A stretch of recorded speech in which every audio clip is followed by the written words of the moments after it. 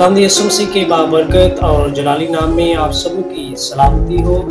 मेरे अजीजों, जैसे कि हम पहले भी वीडियोस बना चुके हैं, जो हमारा लास्ट टॉपिक था वो गैर इक़वाम में था कि गैर इक़वाम में शादी करने से बाइबल मुक़द्दस हमें मना करती है। अब हम उसी को लेकर आगे चलते हैं तो उसका रिजल्ट देखते हैं कि क्या होता है जब गैर इक़वाम के अंदर शादियां की जाती हैं, तो उसके नुकसानात क्या होते हैं, उसके फायदे क्या हैं। इसके मुतालिक आज हम खुदा के कलाम में से देखेंगे। तो मैं आप सबके सामने एक हवाला रखना चाहता हूँ, कज़ात उसका 14वां बाब और उसकी 3री आयत को मैं आप सबके लिए पढ़ता हूँ। खुदा के कलाम में यूं लिखा है, उसके माँ बाप ने उससे कहा, क्या तेरे भाइयों की बेटियों में या मेरी सारी कौम में कोई औरत नहीं है जो नामख्तून फलस्तीनियों में ब्याह करने जाता है। शमसून ने अपने बाप से कहा, उसी से मेरा ब्याह करा दे क्योंकि वो मुझे बहुत पसंद आती है। आमीन।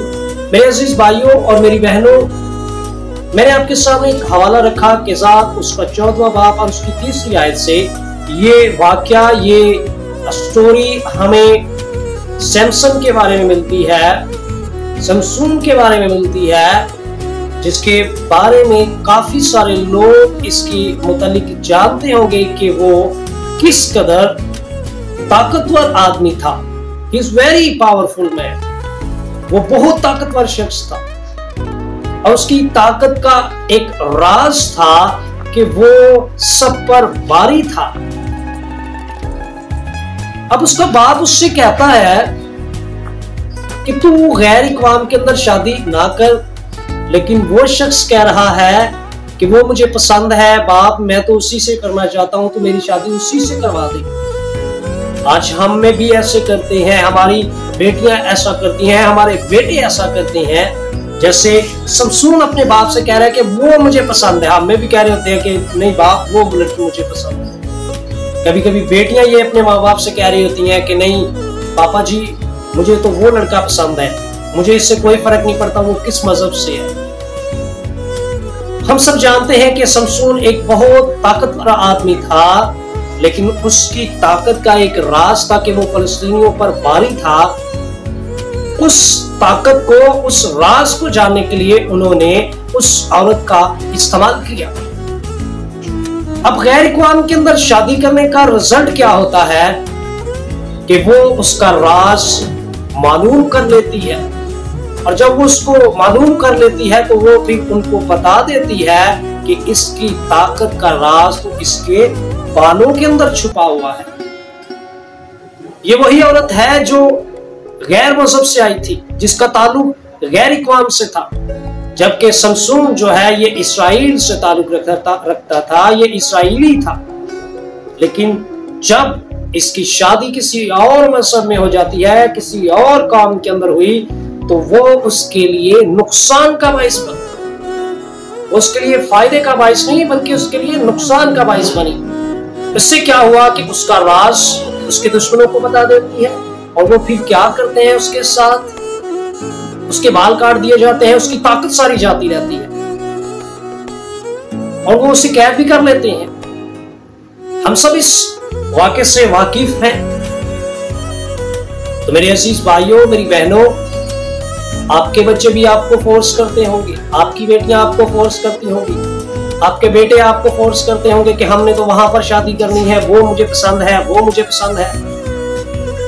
लेकिन आप उनकी बातों पर मत तवज्जो दीजिए, जैसे कि शमसून के साथ हुआ कि वो उसकी बीवी फिर उसी के लिए गले का फंदा बन गई। वो खुदा से दूर हो गया, उसने खुदा से उसको दूर कर दिया। वो उसको किस जगह पर ले गई। मैं आपके सामने एक और वाकया रखना चाहता हूं, मुक़द्दस सुलेमान के बारे में। ये वो शख्स है जिसके लिए खुदावंद का कलाम हमें सिखाता है कि उस जैसा अमीर शख्स कोई नहीं था, ना ही हुआ है और ना ही होगा। वो इतना हिकमत से खुदा ने उसे मामूर किया था। जैसे कि शमसून के वो एक बहुत ताकतवर आदमी था, लेकिन एक गैर इक़वाम के अंदर शादी करने के वसीला से, एक औरत के वसीला से वो गिर जाता है, उसकी आंखें निकाल दी जाती हैं, उससे बस कर दिया जाता है और वो आखिरी दफा फिर खुदा से मदद मांगता है और उसके बाद वो फिर जब वो सब कुछ गिरा देता है तो वो फिर मर जाता है।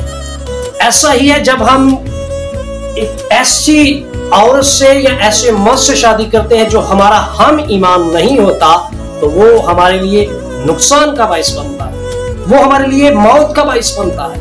अगर हम इस बात को समझ जाएं कि हम मसीह हैं और हमारा ताल्लुक जो है वो मसीह यीशु से है, तो हम कभी भी ऐसा काम नहीं करेंगे। हम एज अ माँ बाप होते हुए भी, ऐसी एज अ भाई होते हुए, यहाँ अगर हम बहनें हमारी जो है वो अगर मसीह को जानती है तो वो भी ऐसा हरगिज़ नहीं करेंगे। हमारी बेटियां ऐसा नहीं करेंगी। जो काम ऐसा करती हैं वो मसीह नहीं है, और जब उनके साथ बुरा होता है तो फिर वो मदद मांगती हैं मसीह लोगों से। मैं इल्तमास करती हूँ कि मेरी मदद की जाए। किस बना पर आप उनसे मदद मांग रही हैं? किस लिए आप उनसे मदद मांगती हैं? आपने तो मसीहत से लाताल्लुकी का इख्तियार कर चुकी हैं। आपने तो मसीहत को छोड़ दिया। जब आपके साथ गलत हो रहा है तो इसमें फिर मसीहत को मत घसीटिए, बुरे कामों में मसीहत को मत लेकर जाइए। अपनी बुरी हरकत का आप फिर मसीहत के साथ ताल्लुक जोड़ना शुरू कर देते हैं। सो खुदारा इस बात पर तवज्जो दीजिए। आइए मैं आपके सामने एक हवाला रखता हूं सुलेमान के बारे में कि वो क्या हुआ उसके साथ। नहमिया उसका 13वां बाब और उसकी 26वीं आयत को मैं आप सबके लिए पढ़ता हूं। खुदा के कलाम ने लिखा है, क्या शाही इस्राएल सुलेमान ने इन बातों से गुनाह नहीं किया? अगरचे अक्सर कौमों में उसकी मानित कोई बादशाह ना था और वो अपने खुदा का प्यारा था, और खुदा ने उससे सारे इस्राएल का बादशाह बनाया, तो भी अजनबी औरतों ने उसे भी गुनाह में फंसाया। किसने? गैर इक़वाम की औरतों ने, गैर मजहब की औरतों ने। उस जैसा बादशाह कोई नहीं था।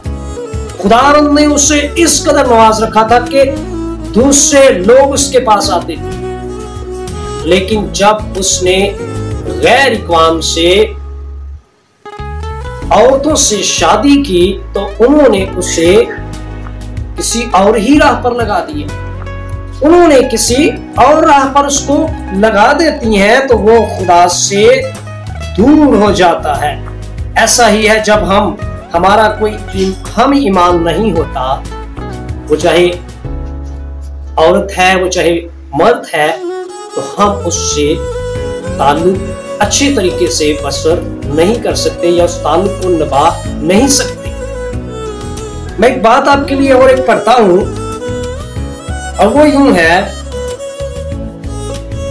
लिखा है कि चनाचे खुदा ये कहने पर आमादा हो गया, चूंकि तुझसे ये फेल हुआ और तूने मेरे अहद और मेरे आइन को जिनका मैंने तुझे हुक्म दिया नहीं माना, इसलिए मैं सल्तनत जरूर तुझसे छीन कर तेरे खादम को दूंगा। ये उस बात का खुदा उससे तस्करा कर रहा है कि जो गुनाह तूने किया है, जो तूने गैर इक़वाम से शादी की और मुझसे दूर होगा, क्योंकि वो और मबूदों को मानने वाली थी और उन्होंने उससे भी उसी राह पर लगा दिया। क्योंकि जब आप पढ़ेंगे तो लिखा है कि वो गैर मबूदों की परस्तिश करती थी, वो उसी राह पर उसको लगाना चाहती थी।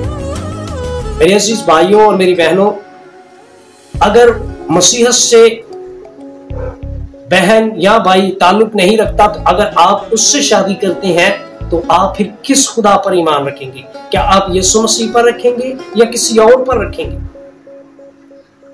ऐसा हरगिज नहीं। कलाम कहता है कि आप दो मालिकों की खिदमत नहीं कर सकते। या तो आप एक के साथ इख्तिलाफ रखेंगे या एक के साथ वफादार रहेंगे। हमारा कलाम ये इजाजत हरगिज नहीं देता कि हम किसी और मजहब में शादी करें। और दूसरी बात यह है कि जब आप किसी और मजहब से या गैर इक़वाम से शादी करते हैं तो उसका नुकसान क्या होता है कि आप गिर जाते हैं, गुनाह में गिर जाते हैं, मौत आ जाती है। तो हमें इन चीजों से अवेयर होने की जरूरत है। हमें अपने बच्चों को अपने बेटों को, अपनी बेटियों को इन सारी बातों को सिखाने की जरूरत है और उन सारे कामों से दूर रखने की जरूरत है जो हमें मसीह से दूर ले जाती है। मैं यहाँ पर एक बात मेंशन करना चाहूंगा, क्योंकि बहुत सारे लोग कहते हैं कि ये इसकी तालीम तो चर्च के अंदर दी नहीं जाती। मुझे नहीं पता कि आप जो सुन रहे हैं आपके चर्च में ये तालीम दी जाती है या नहीं दी जाती, लेकिन बहुत सारी चर्चेस के अंदर इसके मुतालिक तालीम दी जाती है। लेकिन ये काम मेरा और आपका और उन माँ बाप का है जिनके बच्चे हैं, वो उनकी तरबियत करें, वो उनको कलाम सिखाए कि बेटा हमारा कलाम ये इजाजत नहीं देता। सो हमें खुद से अपने बच्चों की तरबियत करने की जरूरत है। So thank you so much. मैं उम्मीद करता हूं कि आप इस पैगाम के वसीला से बरकत पाएंगे और अपने बच्चों की अच्छे तरीका से तरबियत कर पाएंगे। Thank you so much. God bless you.